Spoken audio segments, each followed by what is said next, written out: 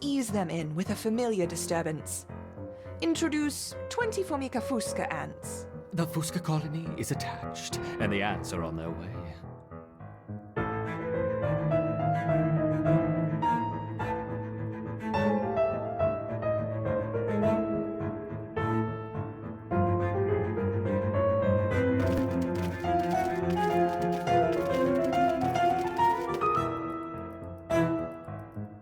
I see they haven't lost their potency.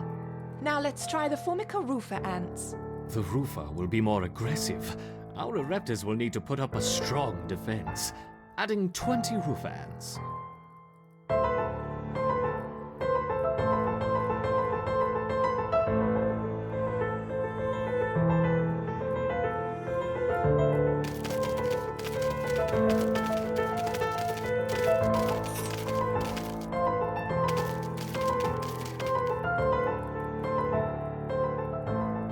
Once again, our Ereptors have neutralized the threat to their queen. Good. Continue the experiment as before, but don't push the colony too hard. Of course not. That would be irresponsible.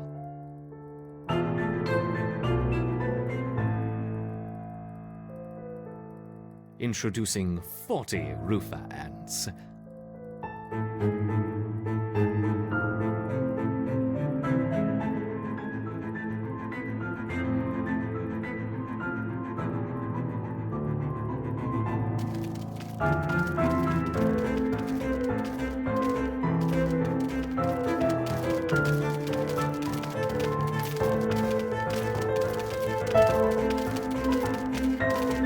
Excellent defense.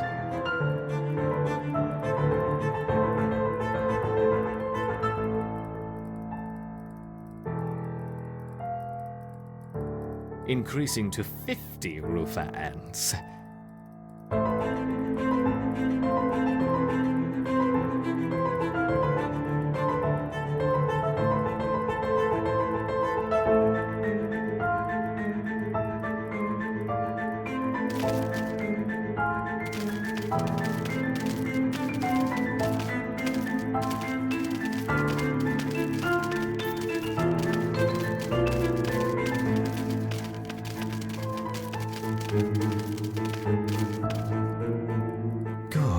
Good.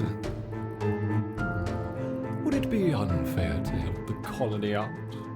Perhaps. But I'm feeling generous. Collect your seeds swiftly, my little ants.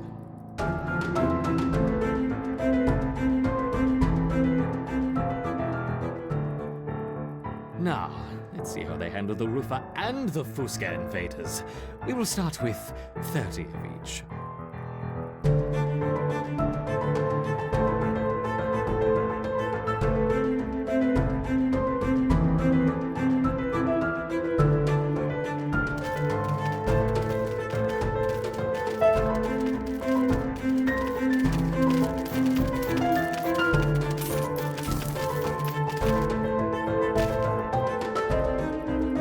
Wonderful victory on two fronts. Perhaps we should try 3 colonies this time. Introducing 30 of each, Rufa, Fusca, and Ereptor ants.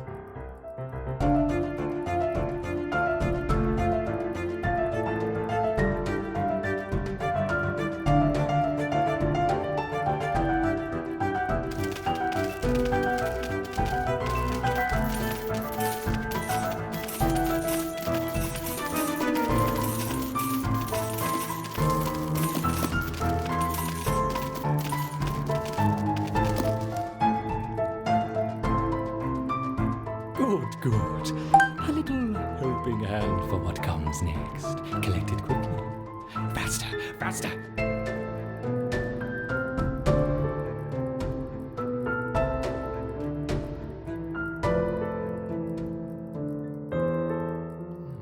I wonder how long they will survive against a sustained flow from all 3 colonies. Let's see.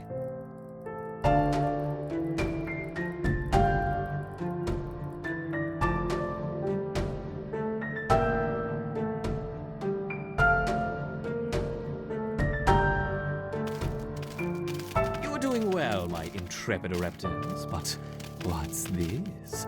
A giant tiger beetle has joined the fray.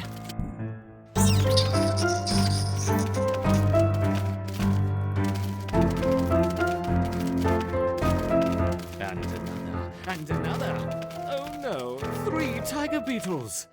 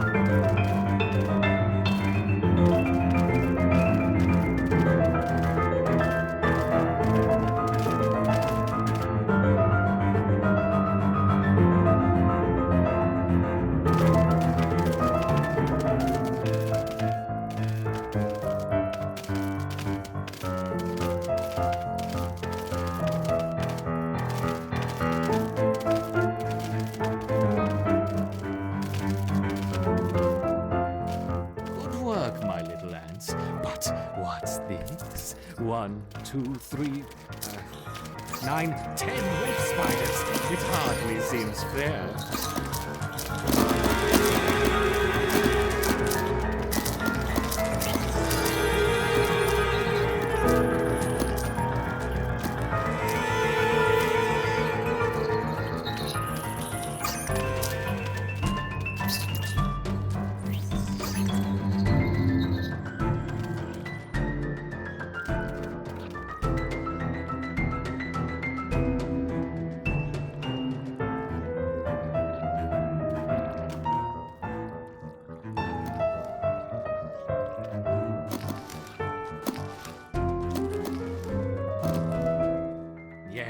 Yes! Victory to the Raptor! What's going on here? Yes, the ants performed excellently against the roofer. They just staved off an attack from 40 roofer ants. 40? I think that's enough for now. We don't want to overstress them. Agreed.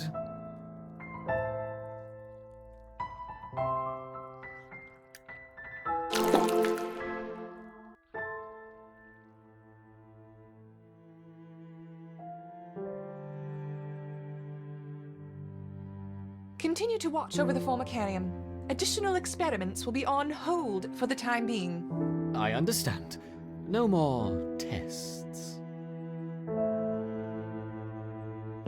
The counterpart colony has been delivered. We need to commence preparation for the final experiment. After that, we can dispose of the specimens and close the project. You should begin transplanting our Ereptors into the modular formicarium, and be careful with the queen. Yes, I know how to use a trowel. Ugh.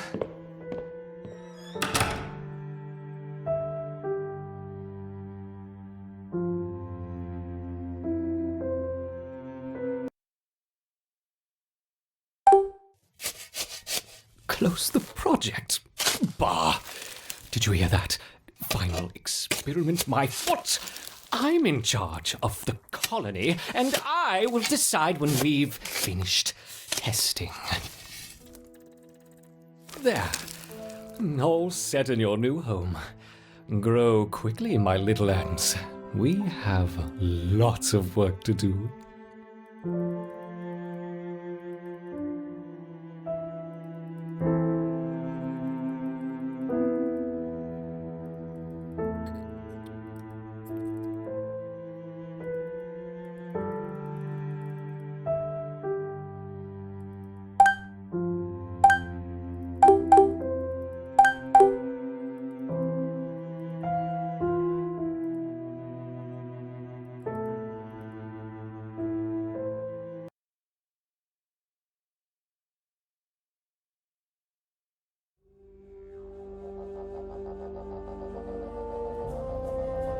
This young queen has successfully raised her first daughters beneath the leaf litter of the rainforest floor. The nutritious fungus she fed them as larvae is now dwindling. If they don't find food quickly, they will all starve.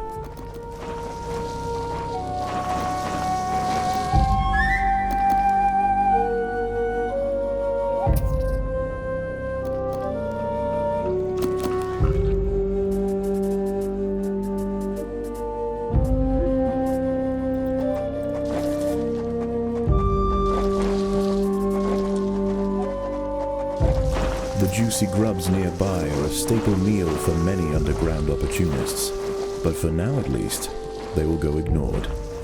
This budding Atacephalotus leafcutter colony has only one viable source of food, and it must be collected above ground. The small scouting party of minor workers could lead any number of deadly jungle creatures back to their undefended queen. They will need time and luck on their side. The workers have located a patch of young seedlings, just what they were looking for. The leaves are soft enough to be sliced up with ease and carried back to the nest. The harvested leaf chunks are not eaten directly. Instead, they are used by the very smallest minim workers to cultivate a nutritious fungus. Over time, waste builds up in the fungus gardens, and if left unchecked, it can attract necrotrophic parasites. To deal with this problem, Atacephalotus dig out subterranean waste heaps, preferably as far as possible from the healthy nursery chambers.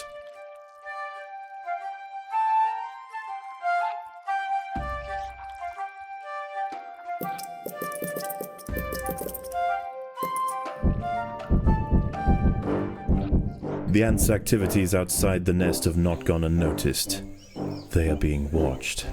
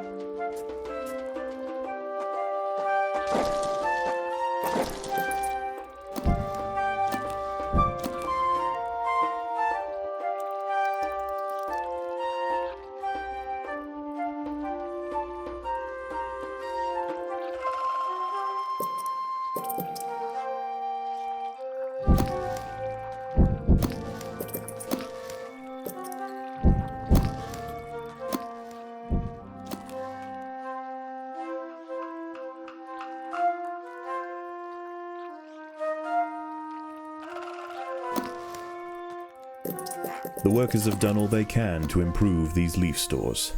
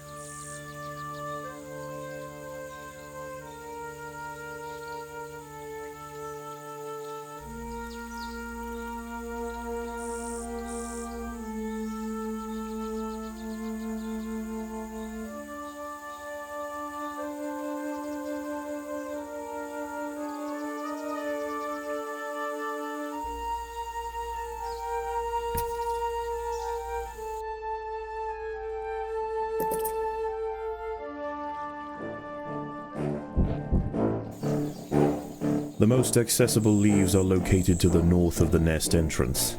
However, another atta colony has already laid claim to them. The close proximity of these nests places the two colonies in direct competition with one another. Time will tell which has the potential to grow into a great empire, and which will submit to the unforgiving law of the undergrowth.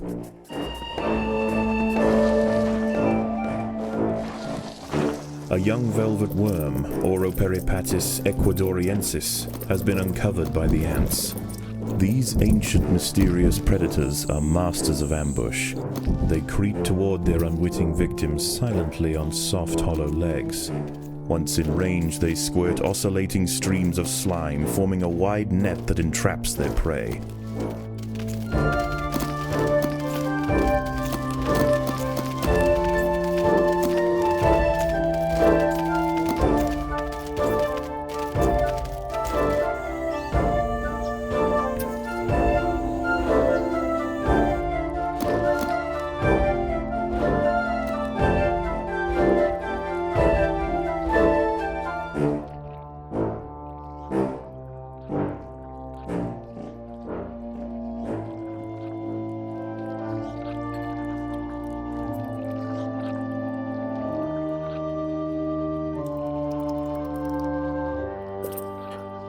The workers have done all they can to improve these leaf stores.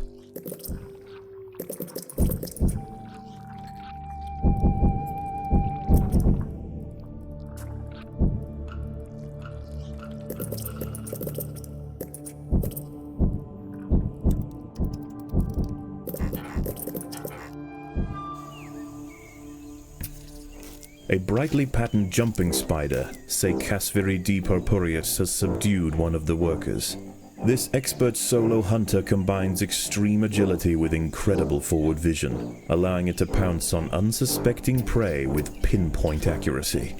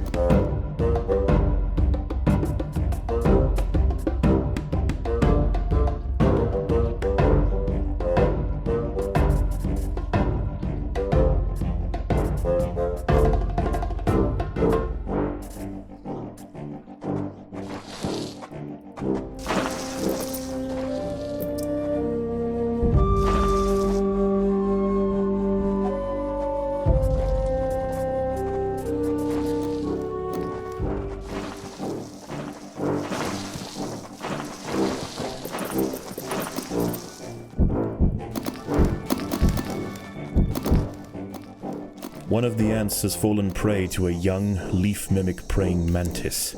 Once in range, its long, razor-clad forelegs can ensnare and impale victims with lightning speed. As the sun sets below the horizon, and the thick rainforest canopy shrouds all but the slightest glimmer of moonlight, the predators of the night begin to emerge.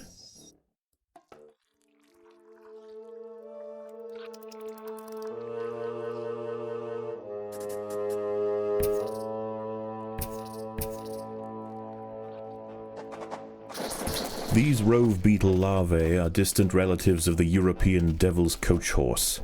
Despite a few million years of separation, they share the same carnivorous appetite, razor-sharp pincers, and most importantly, a fearsome final form.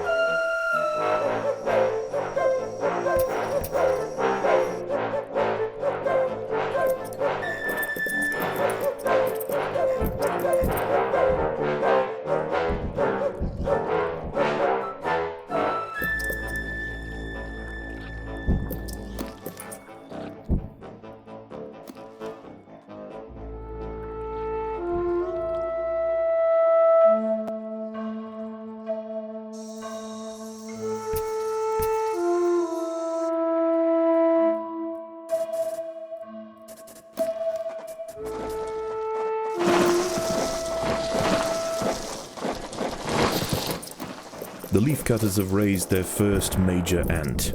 Its swollen head is filled with muscle to power its crushing jaws. Few stand against it in combat and escape unscathed. This champion warrior will make a fine addition to the colony.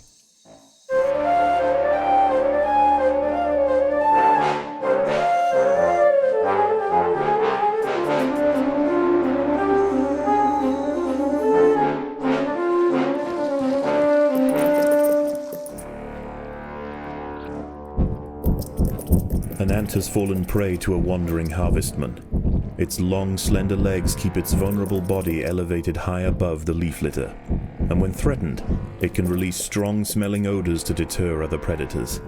A stern response will be needed to drive this striding nuisance away. The workers have done all they can to improve this refuse dump.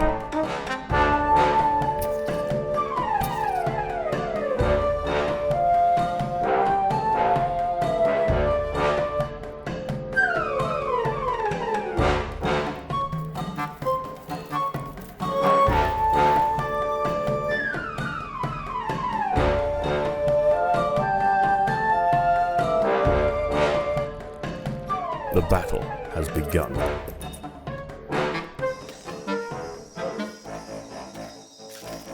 A Paracanthus varius bush cricket has spotted the ants. Its thorax and appendages are adorned with sharp protruding spikes, offering 360 degrees of protection and turning its substantial forelegs into a pair of deadly flails. This spiny devil will not easily be deterred.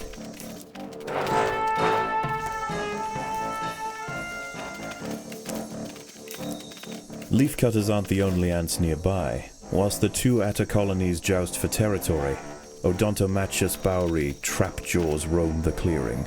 They can be found hunting alone or in small packs for vulnerable invertebrates to take back to their nest. They use snapping jaws to bludgeon their targets, exerting 300 times their body weight in a single blow.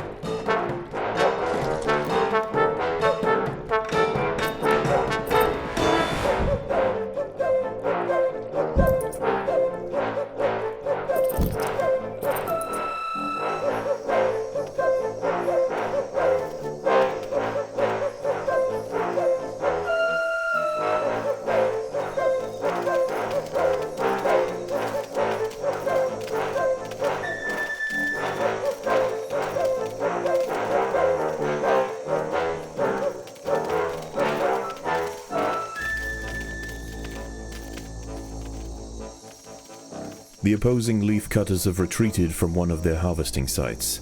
They may have been easily startled this time, but they'll soon be back, and in greater numbers.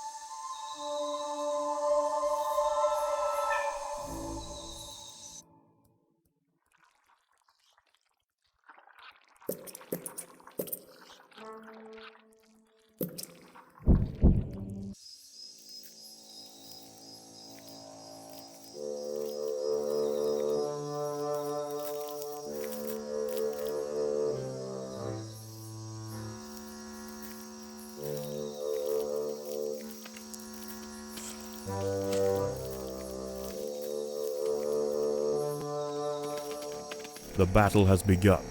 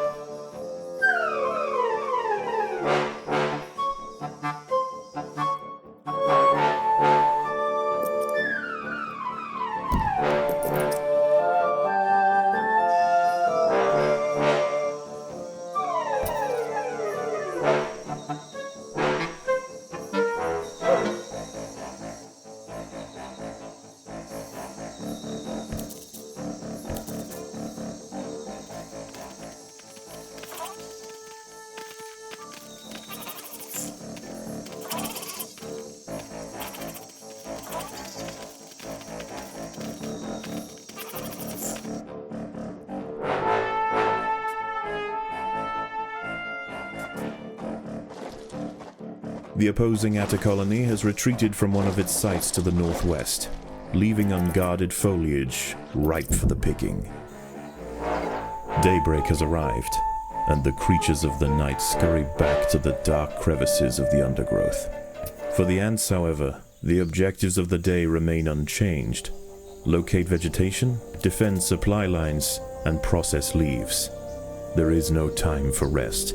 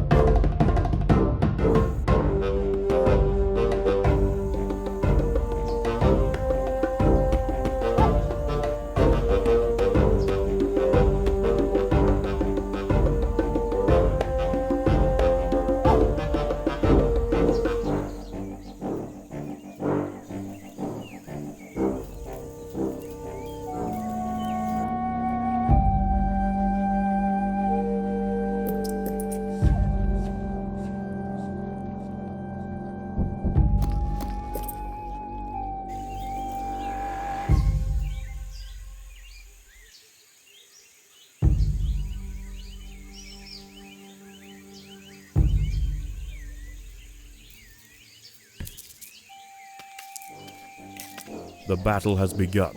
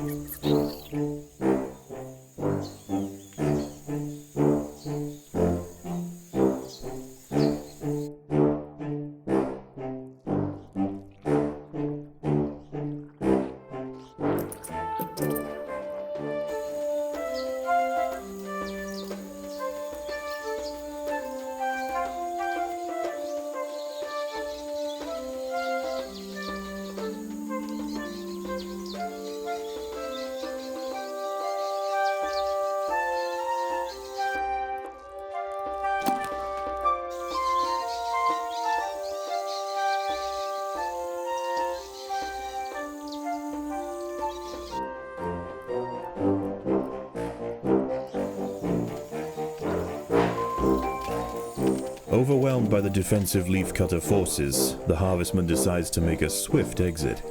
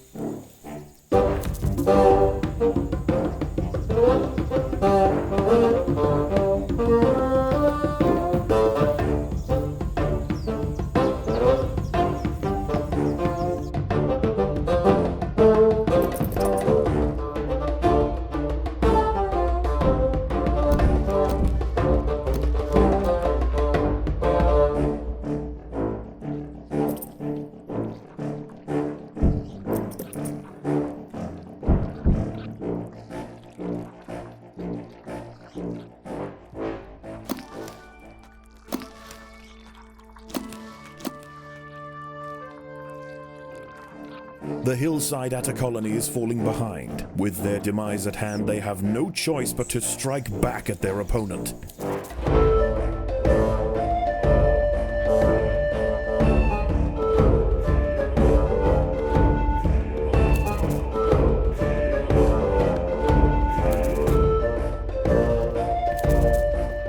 battle has begun.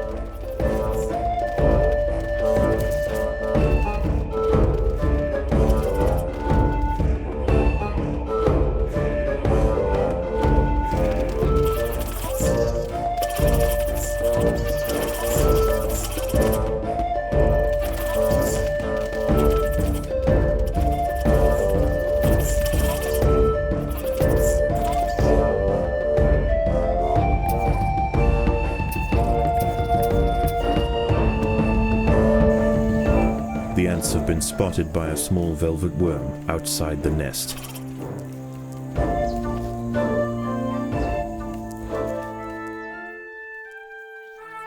The ants have subdued their rivals and achieved dominion over the clearing. As the competition withers, they will extend their territory in all directions, firmly establishing their agricultural empire. One day this colony will number in the millions.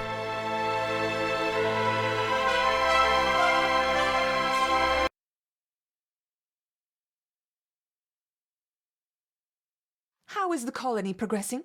The Queen is exhibiting interesting new behaviors. I believe the colony is beginning to adapt.